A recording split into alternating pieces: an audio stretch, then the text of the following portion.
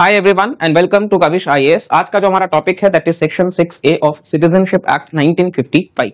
तो यहाँ हम इस चीज को डिटेल में डिस्कस करेंगे, साथ ही सिटीजनशिप जो चैप्टर है उसको भी हम डिस्कस करेंगे कॉन्स्टिट्यूशन के एंगल से। तो चलिए वीडियो की शुरुआत करते हैं और ये विथ रिस्पेक्ट टू आसाम है, जैसा कि आप देख सकते हैं। तो यहाँ हम इसके बारे में भी डिस्कस करेंगे। नाउ इसके पहले हम भारत का ये मैप देख लेते हैं, पॉलिटिकल मैप। और यहाँ पर जब आप देखेंगे यहाँ पे बांग्लादेश के कंटेक्स्ट में बात करा गया है स्पेशली, तो बांग्लादेश के साथ में कौन कौन से भारतीय स्टेट्स हैं जो बॉर्डर शेयर करते हैं। तो आप देखोगे यहाँ पे आपको वेस्ट बंगाल, असम, त्रिपुरा, मेघालय और मिजोरम देखने को मिल जाएंगे। ये आपके सामने है। किस तरीके से आप देखेंगे कि जो स्टेट्स हैं, ठीक है, ये अगर हम बेसिकली यहाँ पे अगर आपको स्टेट्स लिखना हो, साथ ही साथ हो सके तो आप नोट्स बनाते चलिएगा, ठीक है। तो उसमें हम बात कर सकते हैं कि वेस्ट बंगाल है, ठीक है, इसी के साथ साथ में फिर असम है, नेक्स्ट आता है त्रिपुरा, फिर है मिजोरम और उसके अलावा आता है मेघालय। तो ये 5 स्टेट्स हैं जो भारत के साथ में बॉर्डर शेयर करते हैं। ये आपको साफ तौर पर देखने को मिल जाएगा इस मैप में, ठीक है। इसी के साथ साथ में नेक्स्ट हम आगे स्लाइड में डिस्कस करते हैं कि किस तरीके से हमारा जो एंगल रहने वाला है उसको हम कवर करते हैं। और यहाँ पे असम अकॉर्ड का हिस्ट्री है, लेकिन उसके पहले हम थोड़ा सा आपको बैकग्राउंड में लेकर के चलेंगे, तब आपको ये चीज समझ में आएगा, ठीक है, क्योंकि बगैर बैकग्राउंड के चीजें क्लियर नहीं रहेंगी। तो उसके लिए सबसे पहले हम यहाँ पे डिस्कस कर लेते हैं, दैट इज सबसे पहला हमारा देश जो 1947 में भारत देश को आजादी मिल जाता है, ठीक है, माउंटबैटन प्लान के तहत पार्टीशन देखने को मिलता है, ठीक है। तो आप लोग साथ साथ में नोट्स बनाते चलिएगा। माउंटबैटन प्लान के तहत पार्टीशन ऑफ इंडिया, जहां पे रिलीजियस एंगल्स पे इंडिया और पाकिस्तान का विभाजन करा जाता है। और इसके बाद हम देखेंगे कि किस तरीके से 1950 में जब हम पहुंचते हैं तो वहां पर हम देखते हैं कि रिपब्लिक डे जो है वो सेलिब्रेट करा जाता है। 1947 से यहाँ पे 1950 के बीच का हम पहुंच रहे हैं, जहां पे हम रिपब्लिक डे देख रहे हैं, ठीक है। और ये रिपब्लिक डे हम 26 जनवरी को ही क्यों मनाते हैं, तो जिनको पता होगा अच्छी बात है, जिनको नहीं पता है 26 जनवरी जो है वो हम इसलिए मनाते हैं क्योंकि इसके पहले 1930 में 1930 से ये डिक्लेयर कर दिया गया था जवाहरलाल नेहरू के द्वारा कि भाई पूर्ण स्वराज जो है वो हम अब 26 जनवरी को ही मनाएंगे, पूर्ण स्वराज। और इसीलिए हम रिपब्लिक डे जो है वो 26 जनवरी को सेलिब्रेट करते हैं। और ये 1929 में सेशन हुआ था लाहौर में, ठीक है, लाहौर में। तब बेसिकली वो भारत का ही हिस्सा हुआ करता था, यूनाइटेड इंडिया, और ये रावी रिवर पे हुआ करता था जो इंडस की ट्रिब्यूटरी है, ठीक है। ये आप बेसिक फैक्ट्स हैं, आप साथ साथ में लिखते चलेंगे। इसी के बाद में देखिए 1947 से 1949, ये तो हम लोग को पता है कि कॉन्स्टिट्यूशन बनता है जिसमें कुल मिलाकर के 2 years 11 months एंड 18 days लगते हैं, ठीक है। हमारा कॉन्स्टिट्यूशन को बनने में बेसिकली 2 साल 11 महीने और 18 दिन जो है वो कंप्लीट लगते हैं, ठीक है। इसके बाद अगर हम देखेंगे तो यहाँ पर हम नेक्स्ट रुख करेंगे, जहाँ पे धीरे धीरे हमारा जो लगातार प्लानिंग कमीशन जो है उसको बनाया गया, फर्स्ट 5 ईयर प्लान जो है वो लाया गया। किस तरीके से पहला जो है वो हैरोल्ड डॉमर मॉडल जो फोकस करता है कि एग्रीकल्चर पे, सेकंड जो है वो महालानोबिस मॉडल जो बेसिकली इंडस्ट्रियलाइजेशन पे फोकस करता है। लेकिन इसी बीच हम देखेंगे तो 1962 में इंडो चाइना वॉर देखने को मिलेगा आपको, ठीक है। 1954 में भारत और चाइना जो है वो पंचशील प्रिंसिपल्स साइन करते हैं। हिंदी चीनी भाई भाई का भी कॉन्सेप्ट लाया जाता है, लेकिन उसी के बाद में आप देखोगे तो ये पंचशील में दोनों देश एक दूसरे का सम्मान करेंगे, इंटरफेयर नहीं करेंगे इंटरनल अफेयर्स में, लेकिन उसका ठीक ऑपोजिट और वॉर देखने को मिला। इसके बाद अगर हम आगे देखेंगे तो 1965 में यहाँ पे इंडिया और पाकिस्तान के बीच में वॉर देखने को मिलेगा, ठीक है। ये टाइमलाइन आपको ध्यान रखना है क्योंकि इसके बाद ही आप कंटेक्स्ट को समझ पाइएगा, ठीक है। यहां तक हम सब समझ गए हैं, कोई भी डाउट होगा तो आप कमेंट सेक्शन में भी बताइएगा। नेक्स्ट अब हम बात करेंगे, ठीक है, यहां तक हमारा हो गया है, ओके। नाउ नेक्स्ट अब हम बात करेंगे यहां से। अब यहां जब हम बात कर रहे हैं तो यहां हमारा 1965 हो चुका है। अब हम आगे चलेंगे 1965 के बाद में किस तरीके से हमारा देश जो है वो 1969 में ग्रीन रिवॉल्यूशन जो है वो लाया जाता है इंदिरा गांधी जी के द्वारा। किस तरीके से उन्होंने हाई यील्डिंग वेराइटी सीड्स को प्रमोट करा, जिसके तहत आगे चल करके भारत जो है वो एक्सपोर्ट करने लग गया हमारे जो फूड ग्रेन्स थे जिनको हम इंपोर्ट करते थे एक समय में। तो ये सारा आपको देखने को मिल जाएगा। पब्लिक सेक्टर बैंक्स का नेशनलाइज किया गया, ठीक है। तो ये आप बेसिक फैक्ट्स को ध्यान रख सकते हैं। आगे चल करके हम देखेंगे कि किस तरीके से 1971 में इंडिया जो है वो स्माइलिंग बुद्धा नाम का बेसिकली एक न्यूक्लियर टेस्ट कंडक्ट करता है जो कि सक्सेसफुल होता है। ठीक है, ये चीजें हो गई। और इसके बाद में बेसिकली जब हम देखेंगे तो यहाँ पर बेसिकली आपको देखने को मिल जाएगा कि 1975 से 77, 1975 से अगर हम बात कर ले तो 77 तक यहाँ आपको देखने को मिल जाएगा कि इमरजेंसी जो है इंदिरा गांधी जी के द्वारा इम्पोज करा जाता है। और ये इमरजेंसी जो है वो पिछले मतलब आप 75 से 77 तक याद रख सकते हैं, जो वॉर और एक्सटर्नल एग्रेशन के अलावा 2 बार तो लग चुका था वॉर के नाम पर, लेकिन इसके अलावा ये लगाया गया था आर्म्ड रिबेलियन के नाम पे। ठीक है, तो ये हो गया कॉन्सेप्ट।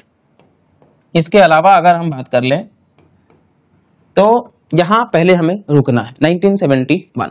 1971 ही ये साल है जब देखिए पाकिस्तान की जब हम बात कर ले 1947 से वेस्ट पाकिस्तान और ईस्ट पाकिस्तान जो है वो एक ही होते थे। ठीक है, लेकिन प्रॉब्लम यह है कि ईस्ट पाकिस्तान जो आज का बांग्लादेश है, यहाँ पर इकोनॉमिक रिसोर्सेस बहुत अच्छे से हो रहे थे, लेकिन इकोनॉमिक ग्रोथ उस रीजन का नहीं हो रहा था। ठीक है, इकोनॉमिक ग्रोथ नहीं हो रहा था। यहां से जो पैसा बांग्लादेश से पैसा को लेकर के वो पाकिस्तान में शिफ्ट करते थे, यानी कि जो ईस्ट पाकिस्तान हुआ करता था वहां के रिसोर्सेस से जो कमाई होती थी उस रेवेन्यू का इस्तेमाल वेस्ट पाकिस्तान के डेवलपमेंट में करते थे।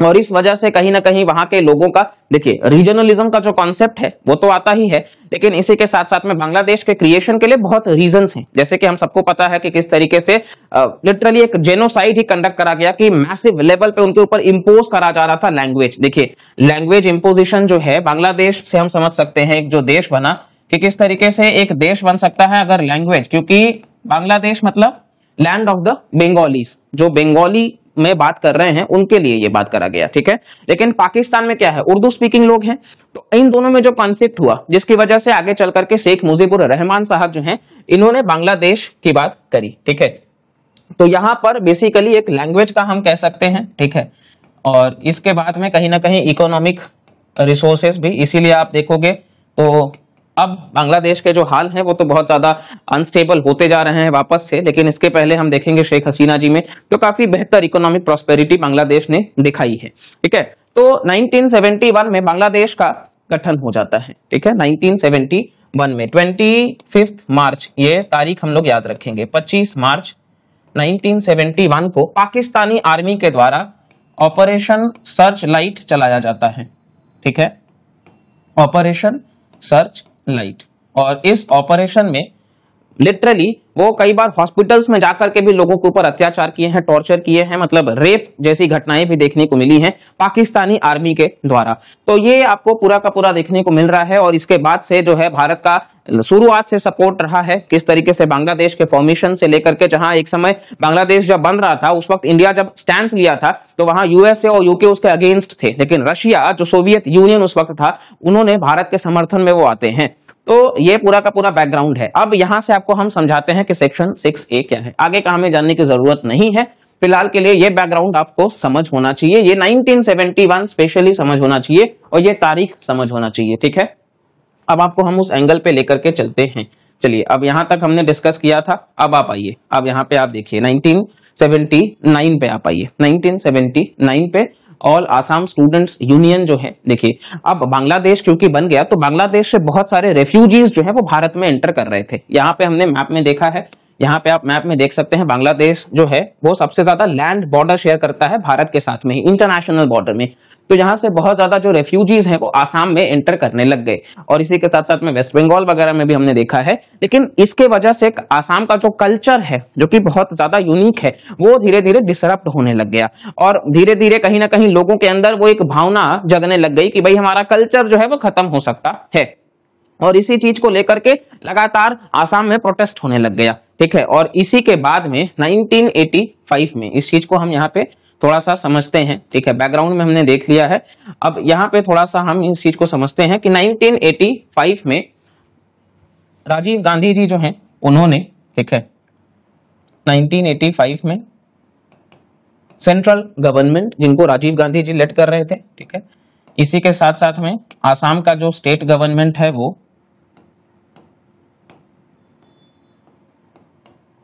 आसाम का स्टेट गवर्नमेंट और इसी के साथ साथ में ऑल आसाम स्टूडेंट्स यूनियन आसू, ये सारे मिलकर के एक ट्राइपार्टाइट एग्रीमेंट पे पहुंचते हैं, जहां पे ये एक कट ऑफ डेट डिसाइड करते हैं। वो कट ऑफ डेट होता है कि 24 मार्च 1971 हमने देखा था, तो वो कट ऑफ डेट डिसाइड करते हैं कि 24 मार्च 1971 जो है इसको हम लोग कट ऑफ डेट रखेंगे। मतलब इसके पहले अगर कोई बांग्लादेश से भारत में एंटर किया है उसको सिटीजनशिप दी जाएगी, लेकिन अगर इसके बाद कोई एंटर कर रहा है उसको हम एक इमिग्रेंट कंसीडर करेंगे, इलीगल इमिग्रेंट, तो हम उस बेसिस पे उसको सिटीजनशिप नहीं देने वाले हैं। ये बात समझिएगा, ठीक है। तो इसीलिए यहाँ पे ये चीज लाया गया और ये कट ऑफ डेट भी इसी को रखा गया है। कई बार आपको 25 मार्च भी देखने को मिलेगा, कई बार 24 मार्च, क्योंकि ये मिडनाइट का समय होता है। यहाँ पे ये चीज हम देखते हैं। अब इसके बाद में जो है वो आगे चल करके अब इन पॉइंट्स को हम देखते हैं। अब इसी चीज को सिटीजनशिप जो है हमारे यहाँ, देखिए सिटीजनशिप की बात अगर हम कर लेते हैं तो सिटीजनशिप जो है ये बेसिक बातें हैं, इनको हम अभी डिस्कस कर लेंगे।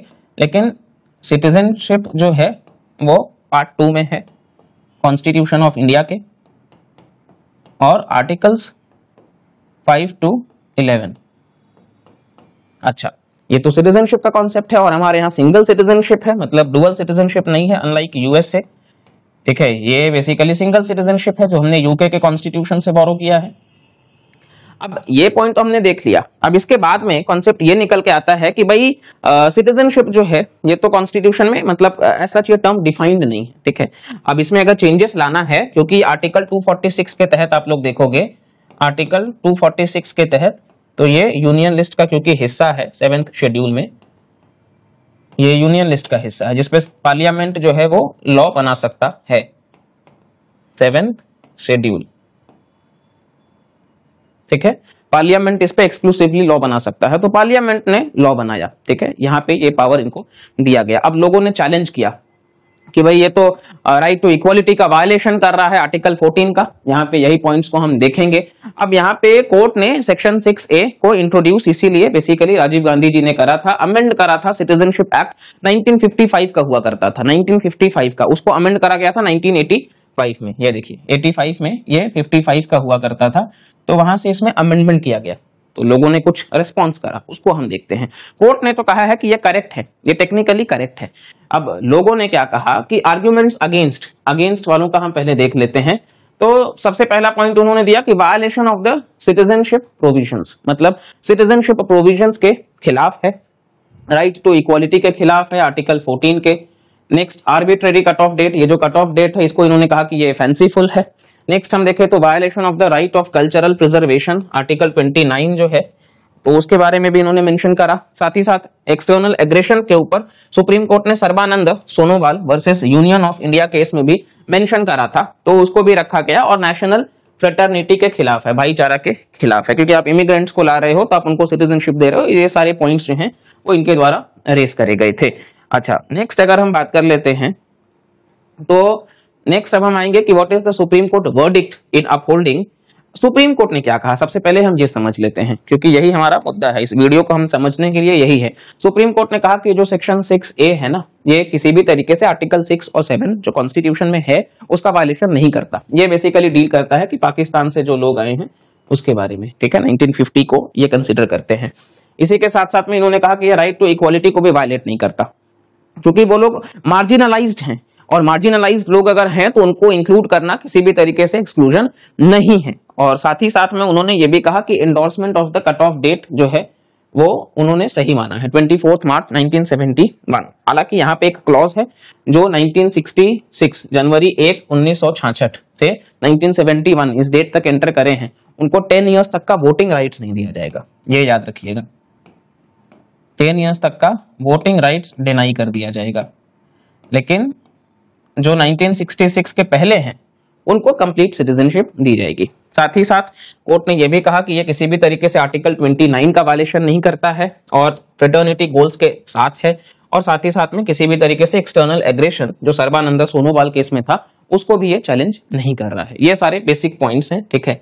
अब हम नेक्स्ट आते हैं। नेक्स्ट हम बात कर ले तो सिग्निफिकेंस की हम बात करते हैं। What is the significance of the supreme court verdict.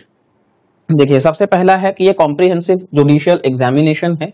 Citizenship का, बहुत ध्यान से इन चीजों को देखा गया है। लिबरल और ब्रॉड व्यू है सिटीजनशिप का। राइट ऑफ कल्चर कंजर्वेशन जो है वो भी यहाँ पे मल्टी कल्चरलिज्म के तौर पे प्रमोट करा गया है। साथ ही पार्लियामेंट का जो अथॉरिटी है सिटीजनशिप लॉ पे, जो हमने देखा है यूनियन लिस्ट का हिस्सा, तो उसको भी यहाँ पे पार्लियामेंट ने उसी पावर को यूज करते हुए, इसीलिए सुप्रीम कोर्ट ने इसको करेक्ट माना है। ठीक है, अच्छा, इसके अलावा कंसर्न्स क्या क्या रेज करे गए हैं, तो इन इफेक्टिव इम्प्लीमेंटेशन की, ये 1971 जो है वहां से तो इमिग्रेशन पॉपुलर रहे हो, क्लैश कर रहा है सेक्शन 6A और सेक्शन 6B। अब ये पहले समझ लीजिए कि सेक्शन 6A और 6B क्या है। ठीक है, 6A तो हमने देख लिया है 1971 24 मार्च, उसके पहले जो भारत में आए हैं सिटीजनशिप उनको दी जाएगी, उसके बाद वालों को नहीं दी जाएगी। 6B क्या कहता है? 6B जो है वो सिटीजनशिप अमेंडमेंट एक्ट 2019 उसके बारे में है कि अब भारत देश में जो भी लोग, जो भी basically from Pakistan, Afghanistan and Bangladesh, ये जो मुस्लिम मेजोरिटी कंट्रीज हैं, अगर ये एंटर करते हैं यहाँ से माइनॉरिटीज, उन कंट्रीज के माइनॉरिटीज मतलब Hindus, Buddhist, Sikh, Jain, Christian और पारसी, अगर ये 6 प्रोसिक्यूटेड माइनॉरिटी कम्युनिटी के लोग भारत में 31 दिसंबर 2014 से पहले एंटर कर चुके हैं और वो भारत में रह रहे हैं 5 साल से, तो उनको सिटीजनशिप दी जाएगी। तो ये यही कह रहा है कि वायलेशन ऑफ सेक्शन 6B आप यहाँ पे पढ़ सकते हो। नॉन मुस्लिम माइग्रेंट्स को पाकिस्तान, अफगानिस्तान और बांग्लादेश, और कट ऑफ डेट भी यहाँ पे दी गई है। ठीक है, नेक्स्ट है कि लैक ऑफ प्रॉपर सिटीजनशिप और इनइफेक्टिवनेस। तो ये सारे पॉइंट्स आप खुद से पढ़ सकते हैं, चाहे एक्सप्लेन करने का रहेगा वहां हम इन चीजों को डिस्कस कर लेंगे। अच्छा, नेक्स्ट अब हम बात करते हैं that is methods of acquiring citizenship. थोड़ा सा आपको हम फास्ट रिवीजन करा देते हैं कि किस तरीके से सिटीजनशिप जो है उसका एक्वायर करना जो है उसका प्रोसेस क्या है। ठीक है, सबसे पहला जो है दैट इज बाई बर्थ। अगर किसी का जन्म ही भारत में हो जाए तो फिर हम उस केस में यहाँ पे बात करेंगे कि वो सिटीजनशिप उसको एक्वायर करा जा सकता है। ठीक है, नेक्स्ट अब हम बात करते हैं, पहला हमने बर्थ का केस देखा। अब अगर कोई डिप्लोमेट का मतलब चाइल्ड होता है तो वो एक्सक्लूडेड है बर्थ के केस में। यहाँ पे आपको बता दें कि 2004 के पहले उसका जन्म जो है वो भारत में हुआ हो और उसके माता पिता कोई भी मतलब भारतीय हैं, इलीगल इमिग्रेंट नहीं है, उसी के बारे में है। ठीक है, नेक्स्ट है डिसेंट।